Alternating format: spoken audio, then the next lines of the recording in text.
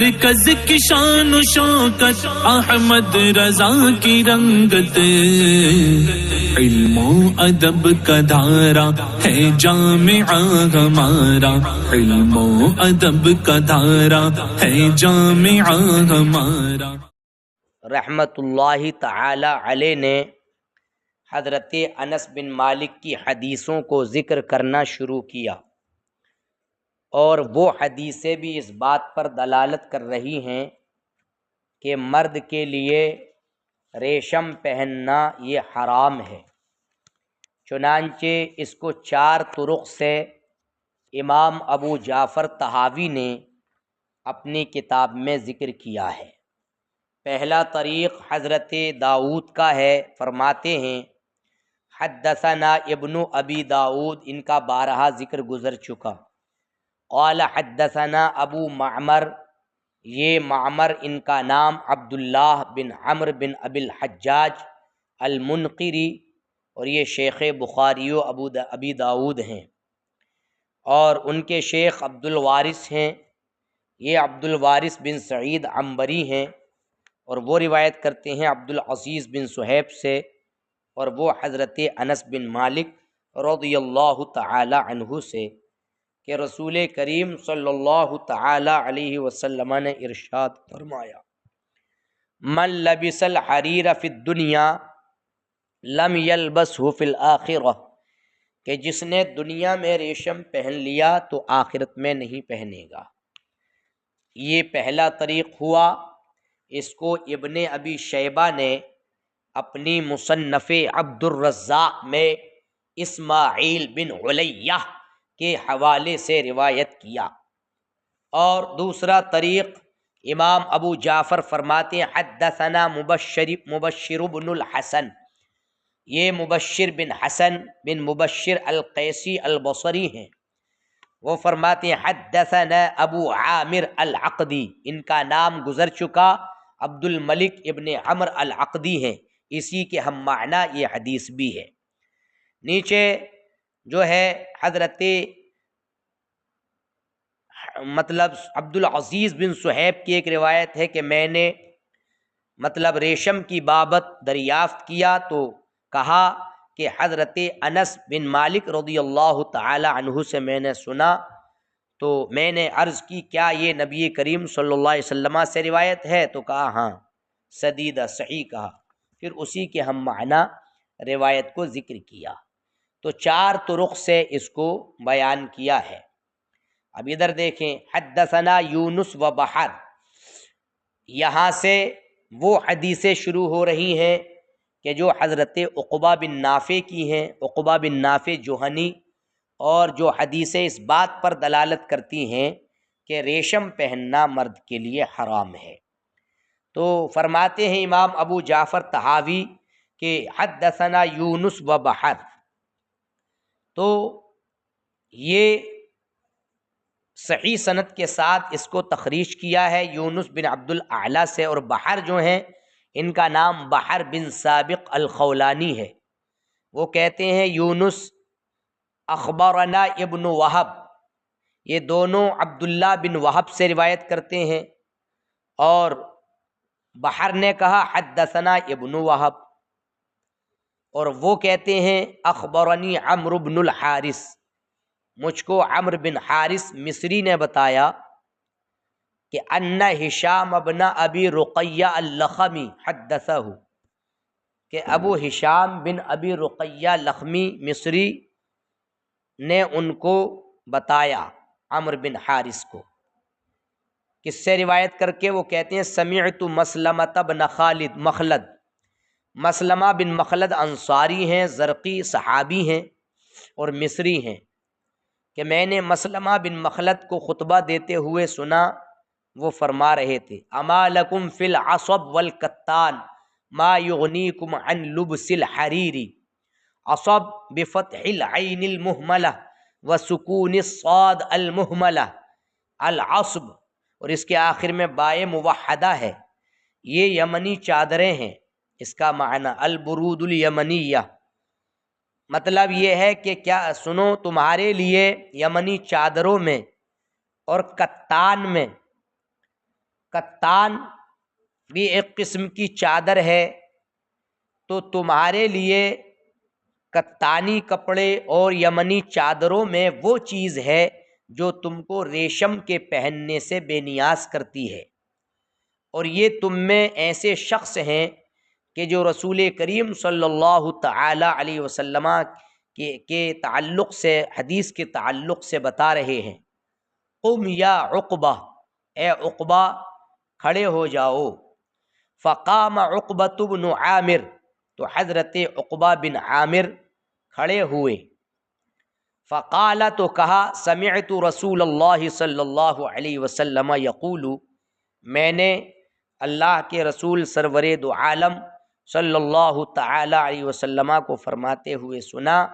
من لبس الحریر فی الدنیا حرمہ ان یلبسہ فی الآخرہ، کہ جس نے دنیا میں ریشم پہن لیا تو اس پر حرام ہے کہ وہ آخرت میں ریشم پہنے۔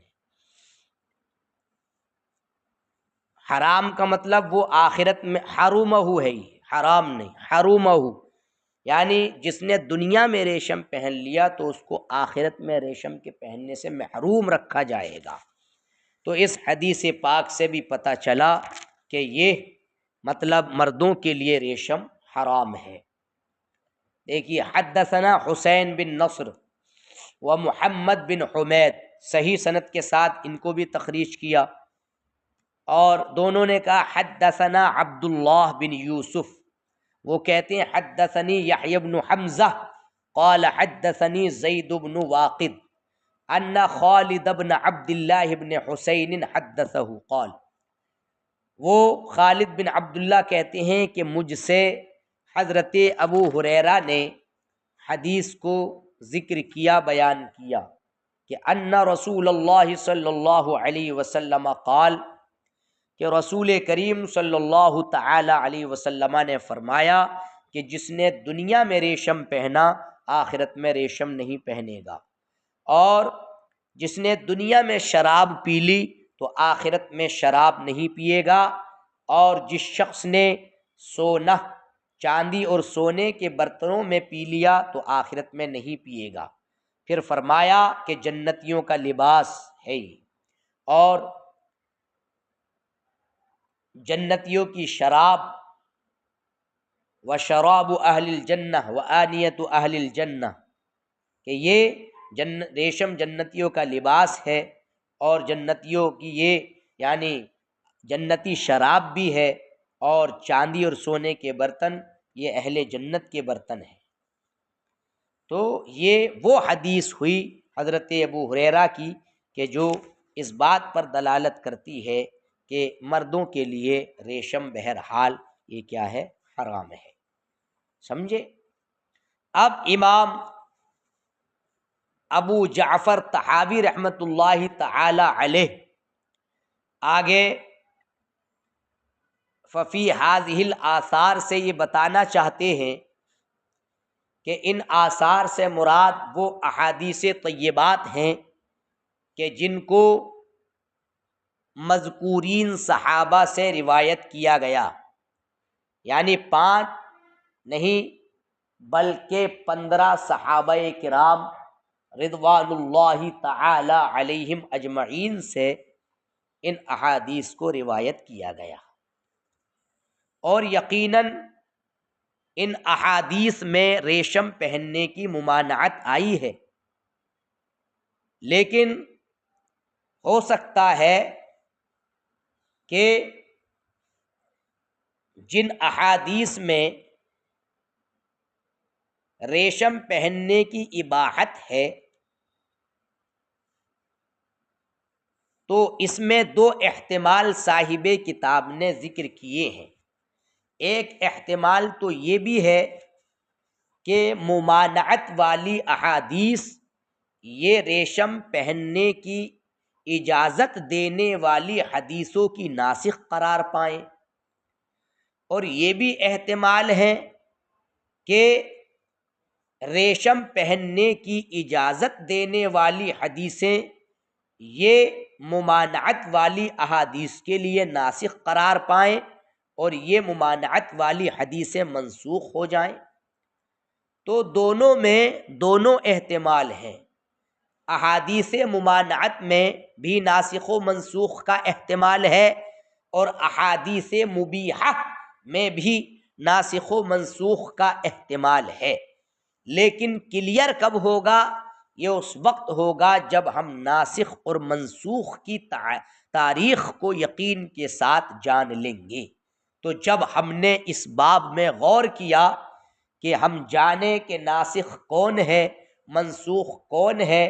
تو ہم نے کچھ ایسی احادیث دوسری پائی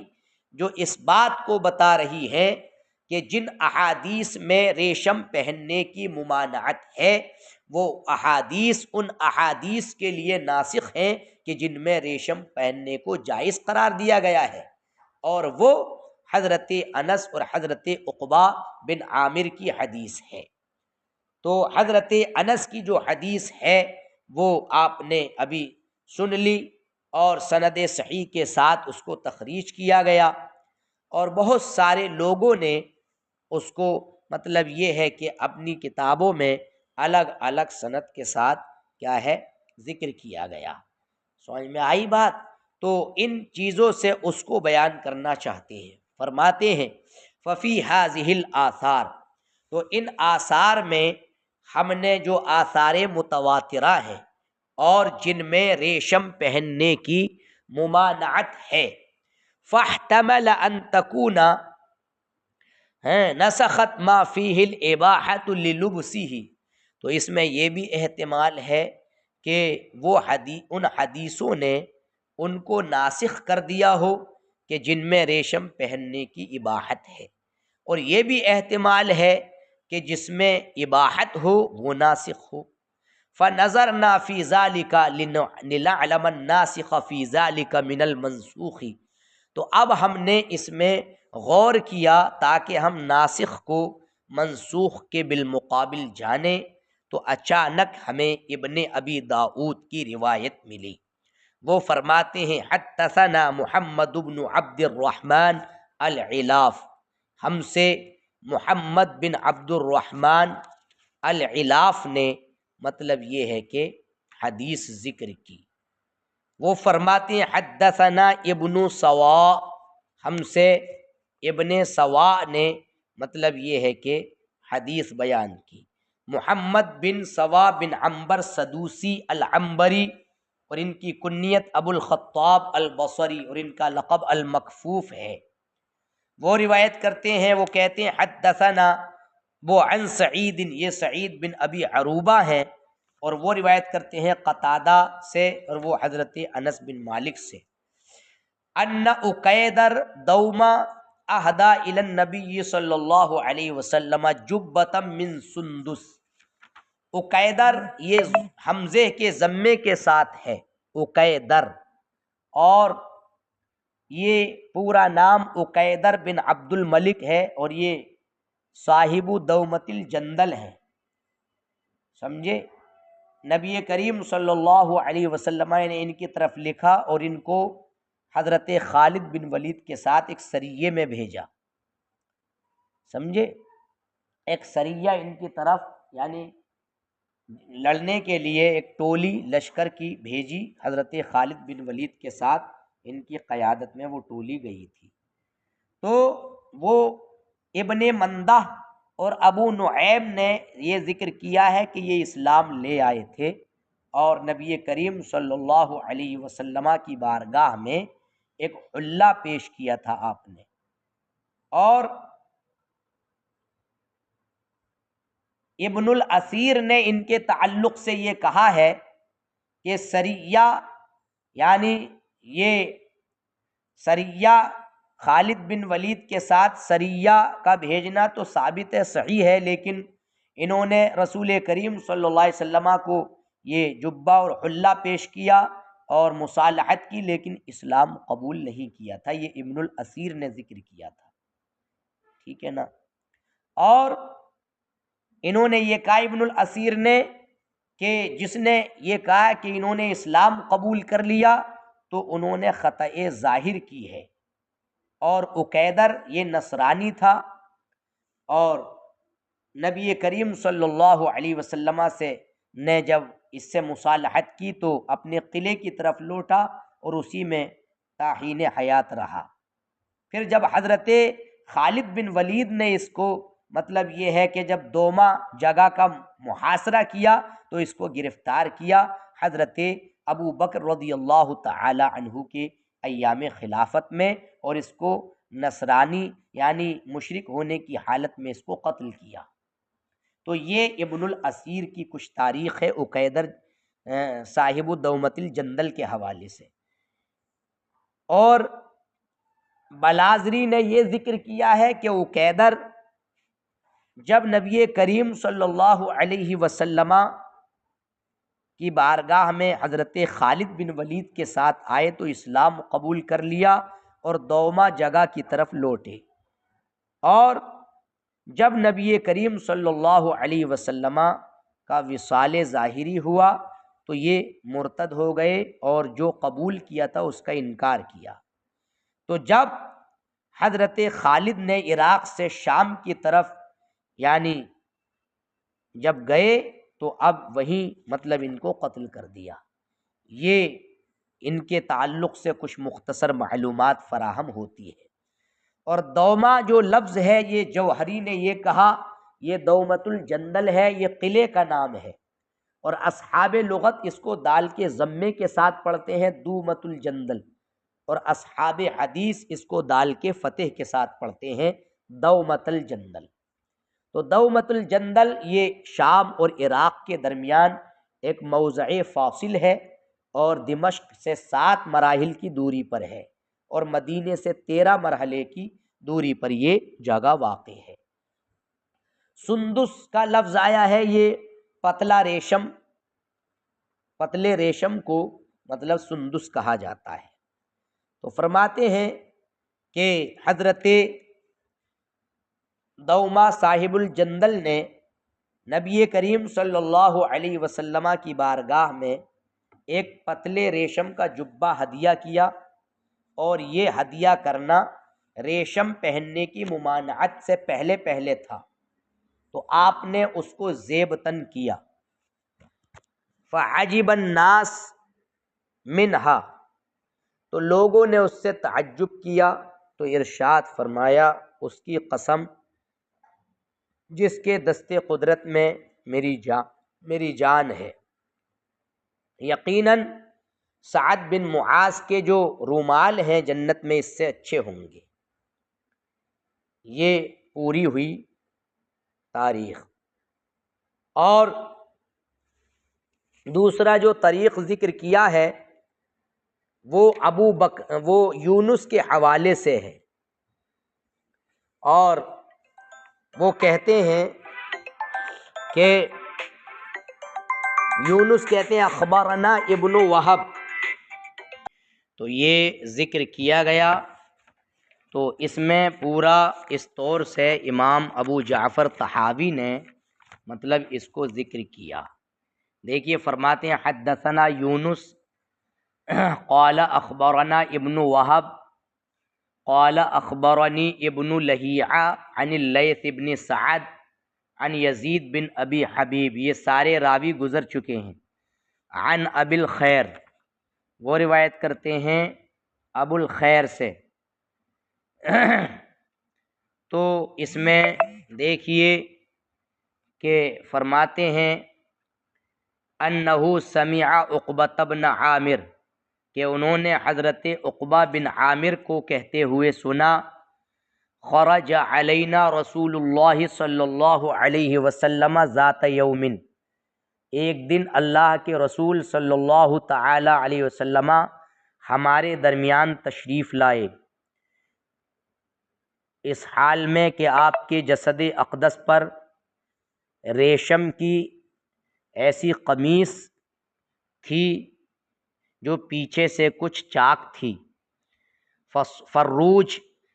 بچے، اس کا معنی دو آتا ہے، ایک تو بچے کی قمیص اور ایک وہ قمیص کہ جس میں پیچھے سے پھاڑا گیا ہو۔ تو ریشم کی پیچھے سے کچھ یعنی پھاڑی ہوئی آپ قمیص زیبتن کیے ہوئے تھے۔ فصلی فیہ، آپ نے اس میں نماز ادا کی، پھر فارغ ہوئے پھر اس کو اتار دیا اور ارشاد فرمایا کہ یہ لباس متقیوں کے لیے مناسب نہیں ہے۔ نیچے جو سند ہے وہ بھی اسی کے ہم معنی ہے۔ پھر تیسرا جو اثر ہے حضرت یونس کا ہے، تو حضرت یونس کہتے ہیں عبداللہ بن یوسف، ہم سے حدیث بیان کی عبداللہ بن یوسف نے، یہ سارے راوی گزر چکے ہیں اور اس کی مثل حدیث کو روایت کیا گیا ہے۔ تو فرماتے ہیں فدلت هذه الآثار ان لبس الحریر کان مباحا، ان آثار نے یہ بتایا کہ ریشم کا پہننا مباح تھا، اور ریشم کو پہننے کی ممانعت یہ اس کو پہننے کی اباحت کے بعد کی ہے۔ لہٰذا ہم نے جان لیا کہ جن حدیثوں میں ریشم کے پہننے کی ممانعت آئی ہے وہ ناسخ ہے اس حدیث کی کہ جس میں ریشم کے پہننے کے جائز قرار دینے کی اجازت آئی ہے، اور یہی ائمہ ثلاثہ کا قول ہے، امام ابو یوسف، امام اعظم، امام محمد اور اکثر علماء کا۔ سمجھ میں آئی بات؟ اس طریقے سے یہاں تک یہ بیان پورا ہوا، گھنٹی پوری ہو گئی۔